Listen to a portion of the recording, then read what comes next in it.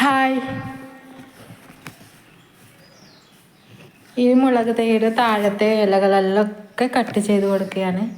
ഇതിൽ മണ്ണിലേക്ക് മുട്ടി നിൽക്കുന്ന ഇലകൾ, അതുപോലെ വെള്ളിച്ച ശല്യമുള്ള ഇലകളൊക്കെ കട്ട് ചെയ്ത് കൊടുക്കാം നമുക്ക്. അപ്പോൾ ആ മുകളിലേക്ക് ആ വെള്ളിച്ച ശല്യം പടരാതിരിക്കാനും, അതുപോലെ തന്നെ ഇലകളിലൂടെ നഷ്ടപ്പെടുന്ന പോഷകങ്ങൾ, ഇപ്പോൾ വെള്ളവും ദ്രാവകവും എല്ലാ ഇലകൾക്ക് ആവശ്യമില്ലാത്ത ഇലകളൊന്നും നിർത്തരുത്. പഴുത്ത ഇലകൾ അതൊന്നും നമ്മുടെ ചെടിയിൽ ആവശ്യമില്ല. അപ്പോൾ ചെടികൾക്ക് എപ്പോഴും നല്ലൊരു പുതുമ ഉണ്ടാവും. വീണ്ടും വീണ്ടും അതിന് നല്ല ഇലകൾ, നല്ല തളിർപ്പ് വന്നുകൊണ്ടേയിരിക്കും നമ്മൾ ഇങ്ങനെ ഇലകൾ കട്ട് ചെയ്ത് കൊടുത്തെങ്കിൽ.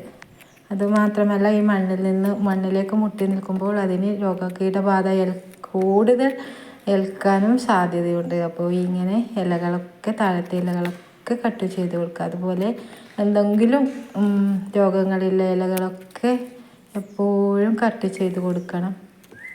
അപ്പോൾ ഈ ഗ്രോ ബാഗിൽ നിൽക്കുന്ന ഈ ചെടികളൊക്കെ ഞാനൊന്ന് നന്നായിട്ട് ഇതിൻ്റെ ഇലകളൊക്കെ കട്ട് ചെയ്ത് കൊടുക്കുകയാണ്. വെണ്ടയുടെ ഇലകളാണെങ്കിലും മുളകിൻ്റെ ഇലകളാണെങ്കിലും ഒക്കെ കട്ട് ചെയ്തിട്ട് നല്ല ഒരു പുതുമയോടെ നിർത്തുകയാണ്.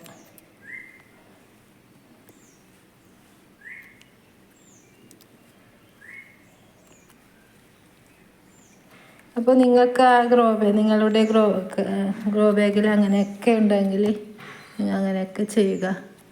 ഇതിൽ മുളക് പിടിച്ചിട്ടുണ്ട്. നല്ല മുളകിന് ഏറ്റവും കൂടുതൽ ബാധിക്കുന്നത് ഈ മുളക്, വഴുതന, ഈ ഒരു ചെടികളാണ്. അതുപോലെ തന്നെ തക്കാളി, ഈ ചെടികളിലൊക്കെ തന്നെയാണ് അധികമായി രൂക്ഷമായി കീടാക്രമണം ഉണ്ടാകുന്നത്. പെട്ടെന്നായിരിക്കും അതിൻ്റെ സ്ഥിതി മാറുന്നത്. അപ്പോൾ നമ്മൾ എപ്പോഴും ഒരു നിരീക്ഷണം നമുക്ക് വേണം. നമ്മുടെ ചെടികൾ എപ്പോഴാണ് അതിന് മാറ്റം സംഭവിക്കുന്നത്, എന്തൊക്കെയാണ് അതിൻ്റെ രോഗങ്ങൾ ഉണ്ടാകുന്നത്, അതൊക്കെ എന്നും നിരീക്ഷിച്ചു കൊണ്ടേയിരിക്കണം. എപ്പോഴെങ്കിലും